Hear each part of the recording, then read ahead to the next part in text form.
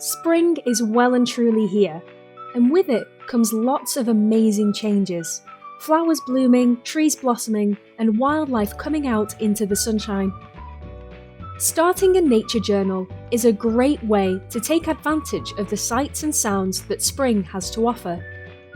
Here are some top tips for getting started with your own spring nature journal. Keep a daily diary.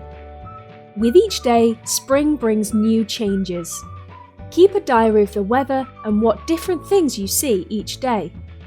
You could note how the trees change colours, which flowers pop up, or what wildlife you see coming out of hibernation. Start a spring collection. While you're out in gardens and parks, keep an eye out for new wildflowers and note what you see. In spring, you'll commonly see daffodils, dandelions, and more. Take a photo or draw a picture in your nature journal. You could also press flowers into your journal.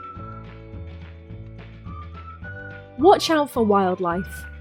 As well as flowers, lots of wildlife will start to come out in spring. With warm weather, you'll see bees, wasps, butterflies, and other insects. As well as this, lots of animals will be born around spring. In the countryside, you might see lambs bounding in fields.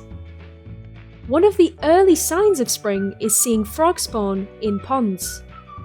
Over a few weeks, this frog spawn will hatch into tadpoles and eventually transform into frogs. Frog spawn can be found just below the surface of the water in shallow ponds around February and March. If you keep going back to the ponds, you can watch the change from tadpole to frog. Try drawing or taking photos of wildlife that you see and adding them to your nature journal. There are loads more things to do in spring. Take a look at the Twinkl Nature Journal Spring Edition for lots of ideas and activities.